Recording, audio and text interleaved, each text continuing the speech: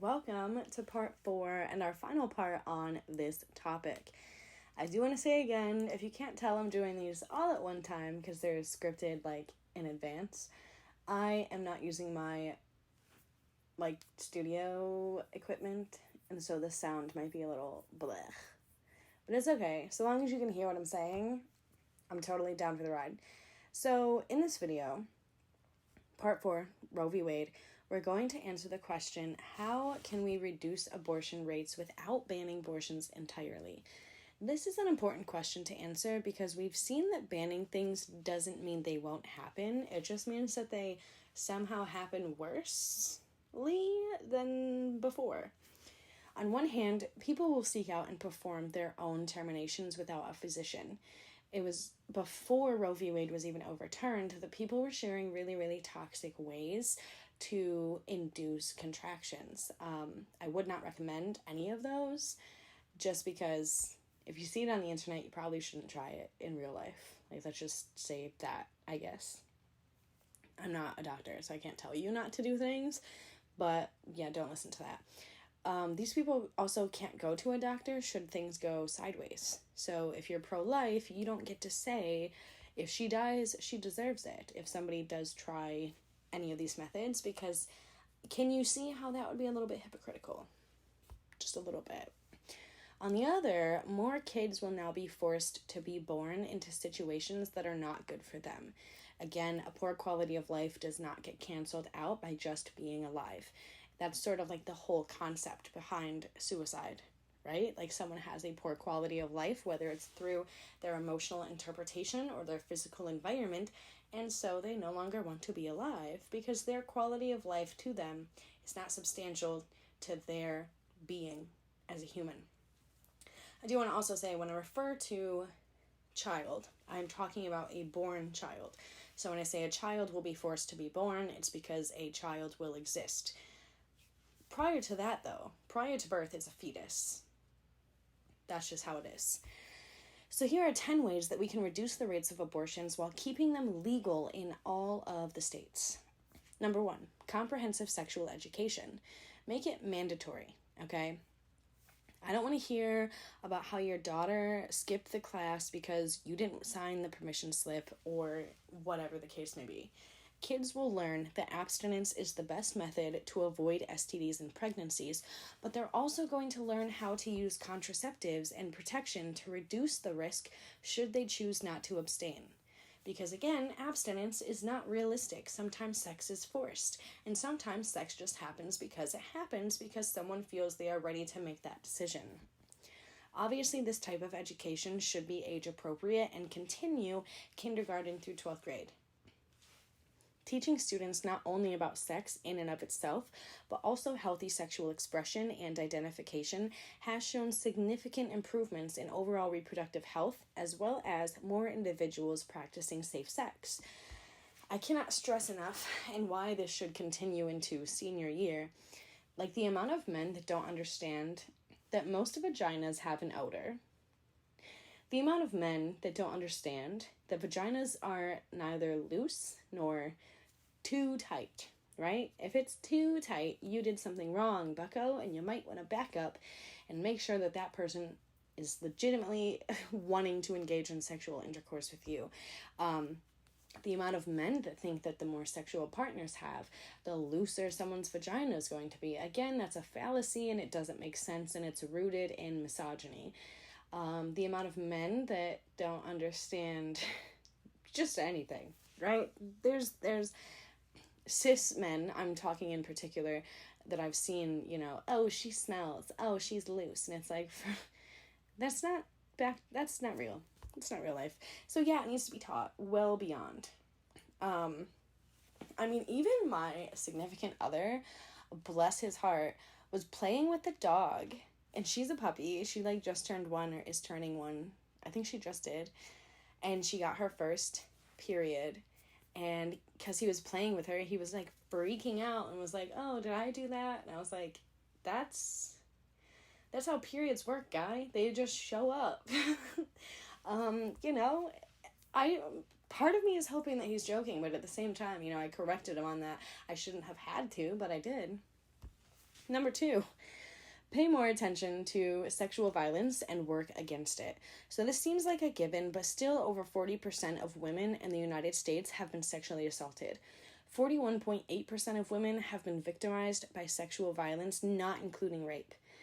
And only 5% of assault allegations have ever been proven to be fabricated.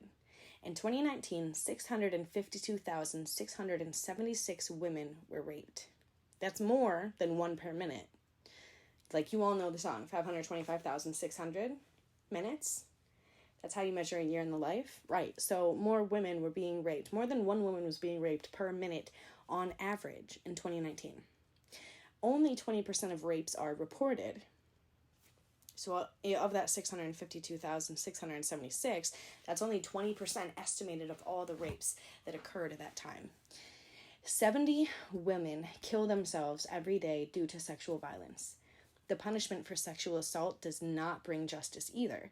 The average sentence for abusive sexual contact is around 27 months, if any at all. Statutory rape sentences are about 30 months. Meanwhile, the average time served for nonviolent drug crimes is 4 years for possession and 6.7 years for trafficking. But again, implying that a woman needs to be raped before she can have an abortion is perpetuating the idea that she needs to have no say over her body before she can deserve to have a say. And also, for the potential opportunity or whatever that this gets reported for language or whatever, there's going to be somebody at YouTube whose unfortunate job is to scan these videos and skim these videos. This is all educational facts.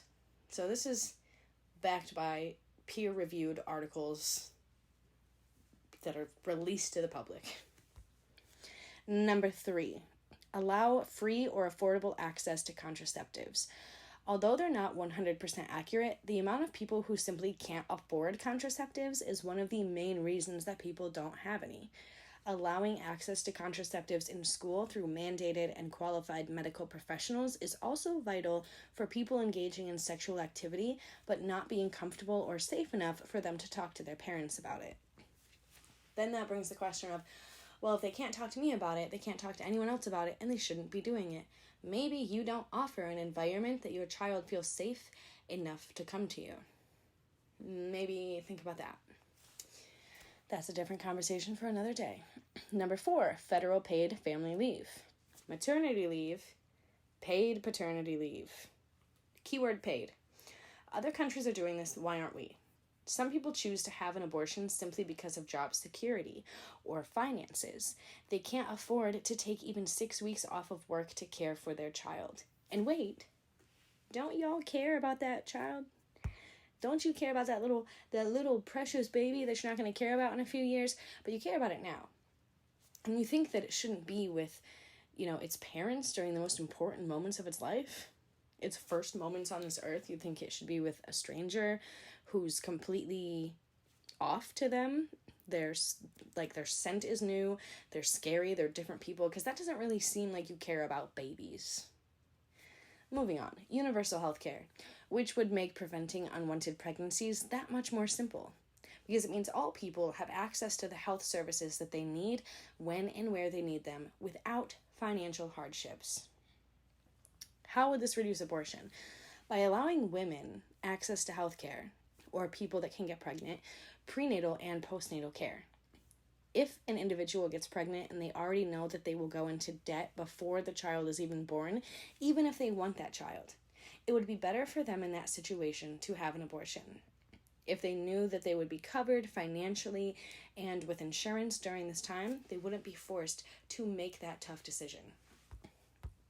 Number 6, affordable. Actually, let me back up. I'm going to get a little salty. Because number 5, let me put the brakes on. Because again, saying, well, if you didn't want to get pregnant, you shouldn't have had sex. Number 1, wrong, off the table. Not all sex is consensual, number 1. And number 2, sex is not a class privilege.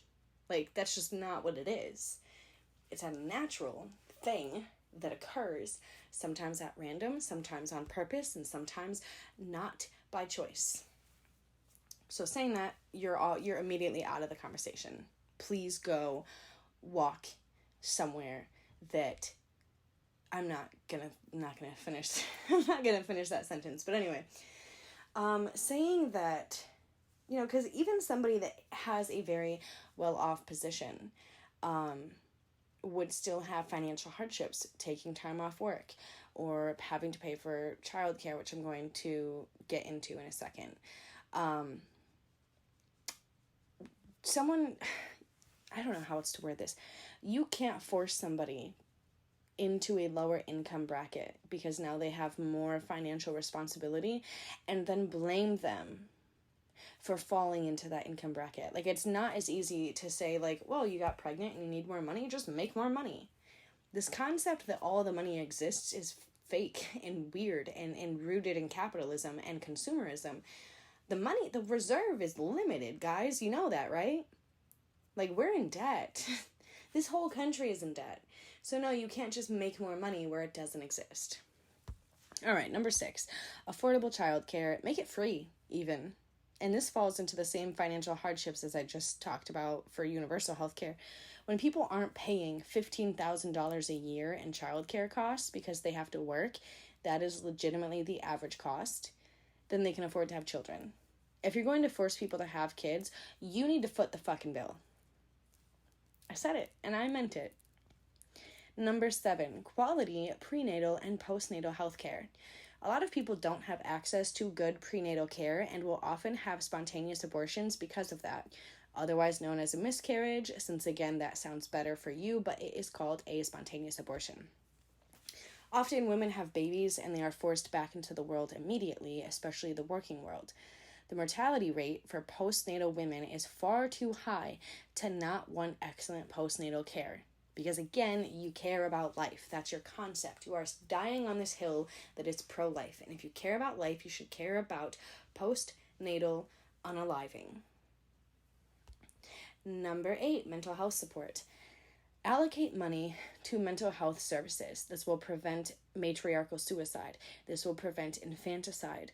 Preventing parents from killing children because of mental health issues brought on by pregnancy. It happens more frequently than you think. Offer support for people who are overwhelmed with parenting, but it needs to be free and affordable support. Number 9, access to safe and affordable housing. There's no reason why children need to be homeless, and there's no reason why children need to have housing insecurities. If you care about life, care about it from birth to death and everywhere in the middle, because what happens in the middle should matter to you. Access to safe and affordable housing not only can help reduce abortion rates, but is going to provide better safety and security for already living children. And lastly, number 10, making abortions less accessible will only make them more dangerous. Making abortions less necessary is the key. Most people don't want to have an abortion. Most people don't want to give their children up. And you hear stories about the small percentage of women who do because it fits an agenda that is designed to sway your vote and turn you against the people who quote unquote disagree with you. What makes an abortion less necessary? Ensuring the mental health of the parent. See 1 through 9 that I just discussed. Ensuring that they're not going to suffer for having to take time off for the birth of their child. Ensuring that should you force that child to be born, they have access to food, to housing, to education, to finances, and to love. So 1 through 9, all of those things that I listed would make abortion less necessary. Would it still happen? Absolutely. And despite the fact that it's been dropping. Obviously, medical interventions, medical terminations, those are always going to be needed, and especially with the world that we live in, women don't need to die in childbirth if it can be prevented by getting rid of the fetus. That's just the year that we live in, the scientific year that we live in. So yeah, when we say things like defund the police, and we're not getting into that conversation, but it's an example. We're not saying give that money to us. We're saying allocate that money into other services, housing, affordable and nice housing. Don't just put a bunch of houses up in the middle of nowhere and call it a day.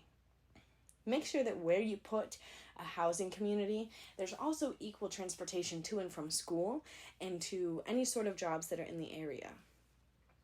Make it easier. Like, what some of you are not understanding, and it is my hope to help you understand, is that everything is intertwined. Everything works together, from the mental health system to the policing system to the prison system to Roe versus Wade. All of these things need to operate independently, but also collectively. They need to operate at a capacity that they are not operating at right now. The police force is a complete fucking mess. The prison system is a whole monopoly. The education system is crumbling every single day. And children are getting shot in schools. So with those three things alone not operating at capacity, it makes abortion that much more necessary. So the absolute only way that you can prevent abortion is to make it not necessary.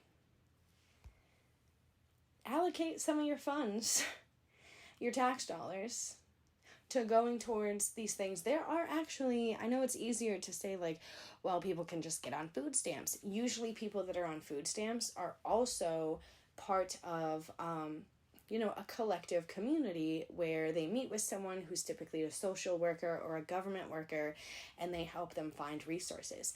Maybe we can make these things much more accessible.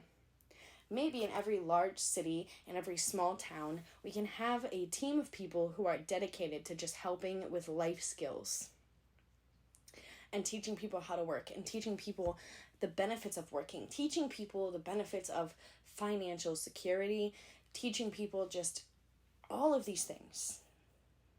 Because the amount of Americans that don't have above an 8th grade education, the amount of Americans that are sleeping in park benches, the amount of people in the United freaking States of America who are left alone to rot. There are people out there who are getting $4 a day in benefits, and you are told that they are less than you. And you make fun of them, and you make posts about them, and you post a picture of a woman wearing sweatpants at Walmart and say, I bet she's buying all that with food stamps with my hard-earned money. I don't understand. Help me to understand why we are all against each other. Because it really, at the end of the day, it's us versus them.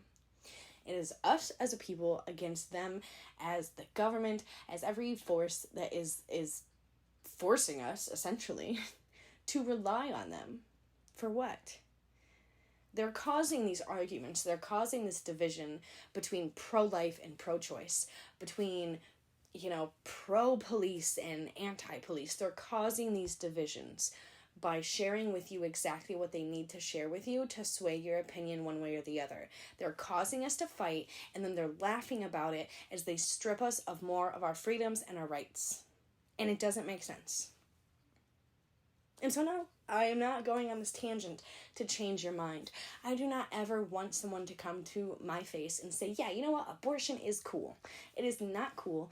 It is not fun. It is not something that someone should ever have to fucking go through. And it's not a decision that most people make lightly. I don't want you to think that it's acceptable. I just want you to mind your own fucking business. I just want you to realize that it doesn't matter. And I want you to realize that there are 18 other steps that need to be taken to help make abortion less necessary before just banning it entirely. So if you truly care about life, you need to switch your narrative. Because I know that a majority of you have been celebrating this.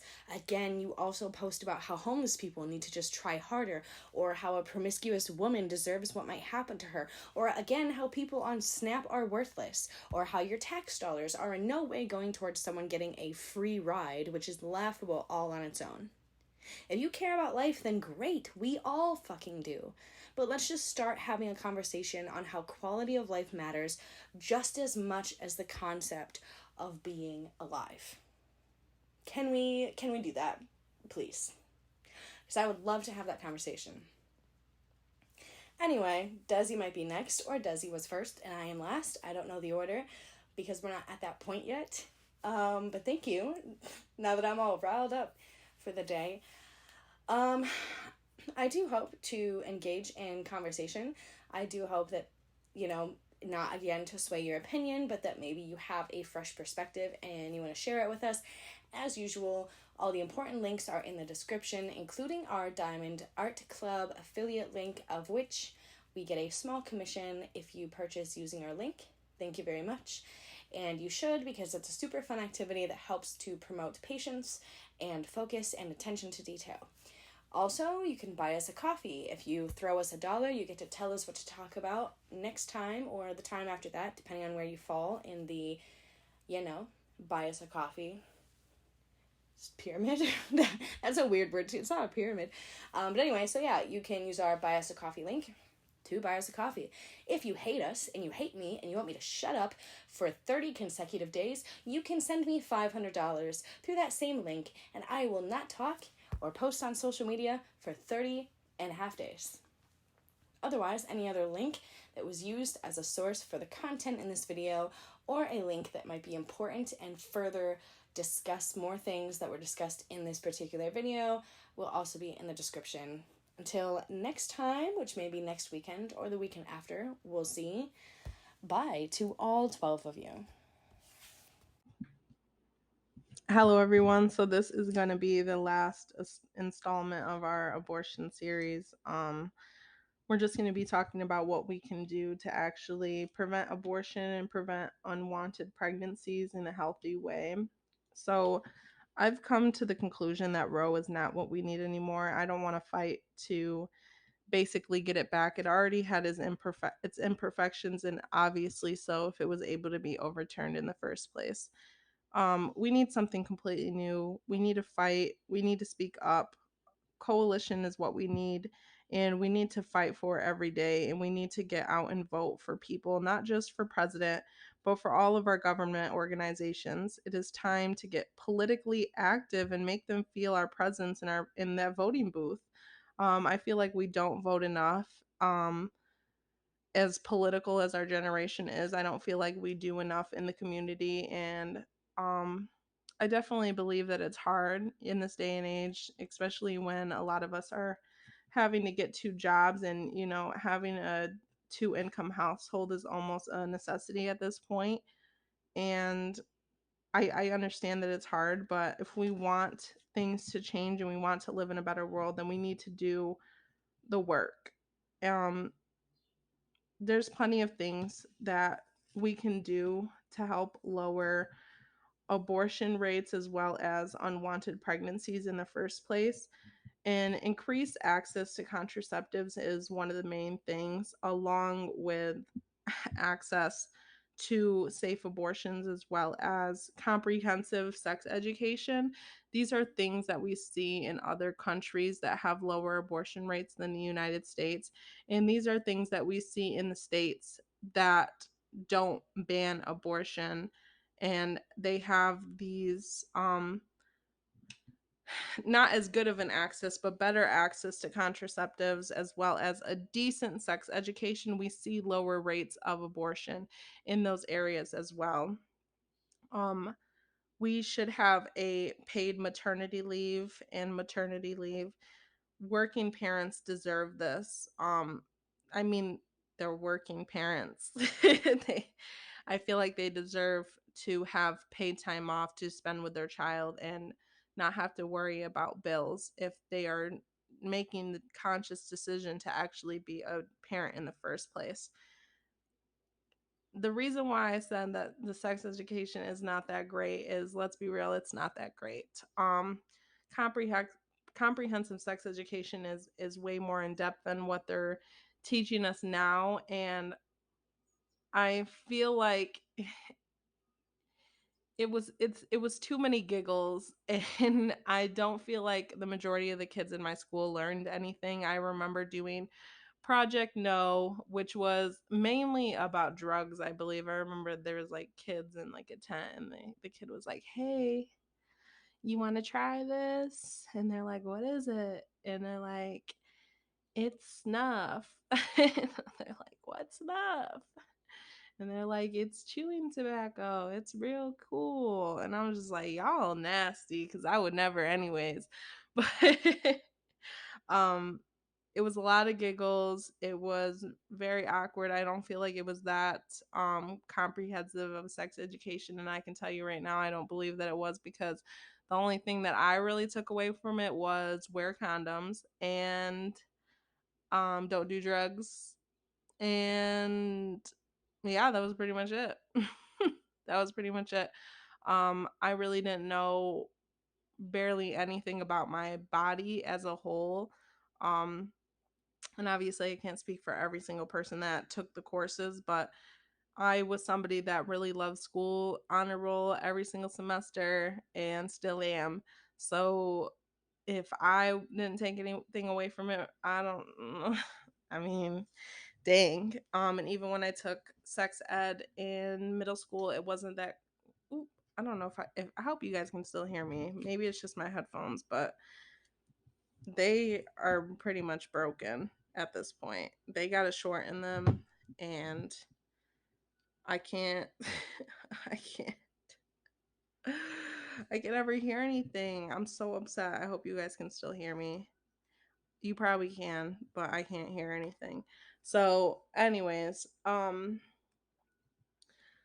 yeah, when I was taking sex ed in middle school, it just wasn't that great. I remember one thing in particular that was pretty upsetting and kind of sucked, and that was the simple fact that I mean, 1 to 2, maybe 3 years ago, I actually learned that you cannot get AIDS from saliva. And I remember this was one of the things that I would tell people really often about why we need better sex education. And they would ask why, and I would tell them why, and I would say that example, and they'd be like, "Wait, you can't?" And I'd be like, "Yeah, you can't. You can't get AIDS from that." And they're just like, "Really?" I'm like, "Yeah, look it up. You can't get AIDS from saliva." And they're just like beyond shocked. And I'm like, "Yeah, that shows how great our sex education is." So, I definitely think we need a better quality sex education. Um, that's something that I'm going to have to look into more. Maybe it could be its own podcast episode, but um and the reason why I say I'd have to look into it more is because, one, I don't know what age it should be taught at to where it would be the most helpful um and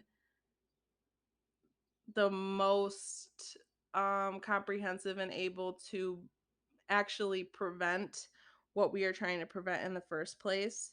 The other thing that we need to do is we need to have better access to childcare. Where I live right now, um, I'm lucky to have the schooling project that is done for preschool kids, and my children are able to go to that. But as far as my youngest son goes, there's not many options here unless I want to get a regular babysitter, because the childcare options here are about, I think it was $100 to $150 a week, and that's per child. So for someone like me, I would be paying I'd be paying like 300, almost $400 a week to put my children in a child care center.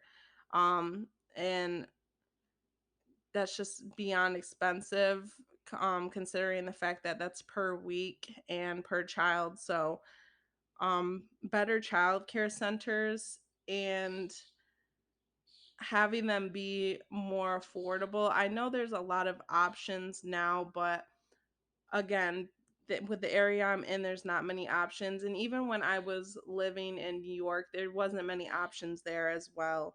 Um, the other thing is the simple fact that we really need to focus on lowering the amount of women that are actually dying from childbirth in the first place. African American women and natives are dying at 3 times the rate of white women from childbirth, and all of them that are passing away are from complications that were completely preventable. And we can't stand for this nonsense. It's absolutely ridiculous. If they care so much about lives, then why not reduce the factors that systemic racism has played in our healthcare system, killing innocent people at such an alarming rate? They say that they are so pro-life, but we have this problem. It's right in our face, and they've continued to ignore it. Why not try to eliminate infertility and have better access to affordable healthcare? There's plenty of people that want to have children that can't. The other problem is the adoption center, and the adoption issue is not only with the extremely high cost, but also the simple fact that there's abuse going on in the system, and I believe that is why they kind of keep the prices high in the first place, so that they have more children in their possession in the first place, as well as the simple fact that one, they're turning away gay couples. Many of them will turn away gay couples as if they're I don't understand people's perspective of correlating homosexuality with pedophilia. It's absolutely disgusting and weird. I don't know how people get that correlation when haha, I didn't know for sure how well I was gonna like this class, but I knew I needed to take it. But I've been taking the biology class, and homosexuality can actually be found in people's genes. There's actually genes that separate people. They're really small, minuscule changes in our patterns that account for people being born the way that they are, and they have nothing. It has nothing to do with being a sexual predator. Um, it's just absolutely crazy. On top of that, like, because there's so many women suffering with infertility, why are we not focusing on that and helping them? Again, there's many options today, but we need to get that number up if you want to see change. The birth control pill should be available over the counter. That's another thing that I believe. It should definitely be available over the counter. And this kind of plays into the simple fact that affordable healthcare needs to be a thing. Um, there's plenty of arguments to universal healthcare, and again, that's going to have to be its kind of own thing, because I don't want to fully speak on it, as I don't know everything about it and how it would actually work. Um, I know socialism, um, created by Karl Marx, or Marxism, anyways, has created very devastating and violent um, rules of government throughout history. I mean, we had Hitler, for crying out loud. So I know it kind of plays a form of it.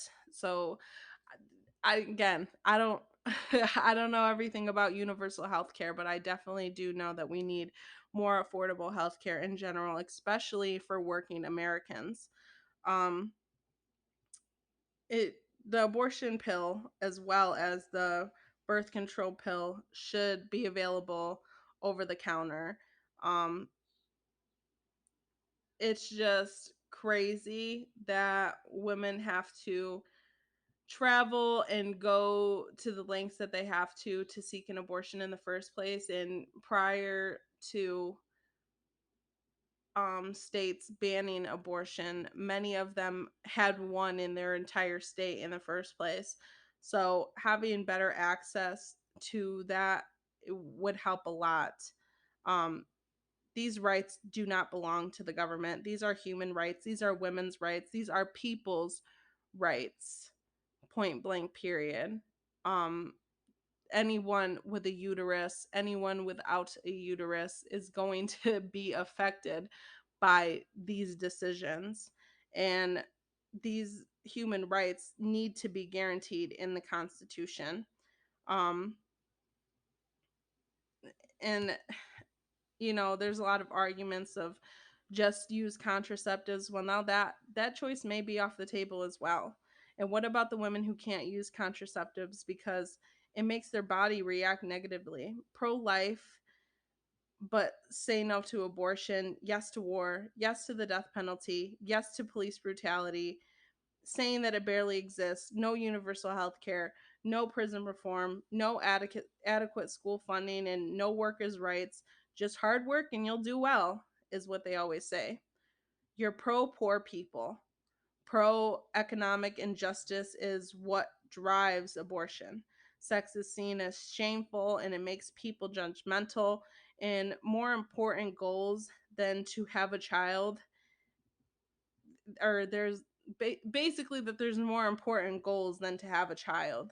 Um, let's also not act like this isn't an attack on poor people, because rich women and rich men who don't want their mistress or that teenager or person they raped to have a baby, they will seek an abortion and they will receive one because money talks. Um, there's plenty of things that we can do to actively reduce abortion rates and unwanted pregnancies. Um, something such as closing the wage gap would be a big thing. And I know that's something that, a fight that I'm going to have to do, a very big fight that I'm going to have to do. But I plan to get $15 trillion for the Black community, for reparations for slavery, and that would basically close the wage gap, as there is about a $40,000 wage gap between each Black American and white person in this country. It is absolutely insane how large it is. And even just a $10,000 student loan relief for Black Americans would close that wage gap exponentially. It makes you wonder why they didn't want Biden's $10,000 plan, huh? Um, so yeah, there's plenty of things that we can do, but banning abortion is not the solution. It never was. Um, pro-abortion is pro-life, and that's just the fact. It is pro poor people. It is pro human beings. It's pro health. It is pro children, quite honestly, making sure that children are born in, safe and healthy situations, and that they don't have to grow up feeling unloved or ending up in foster care, where so many turn out so badly. And I've firsthand seen the result of someone being neglected by their parents and turning out absolutely terrible. um and that's just the sad reality. So if we actually want to make a change and we actually want to see these number decrease, this is not the way. This just isn't the way. This is not pro life. This is pro birth, and I stand on that. So this is the end of the series. I hope it was a good one, and I hope you guys enjoyed. I sure had a great time talking about this, and I believe that I covered as much as I should have. So um, I'm sure this will not be the end. This obviously is not going to be the end. They want a big win, and this is not where they are going to stop. So I'm sure we will be talking about this again in the future. So I hope you guys have a good one. Bye.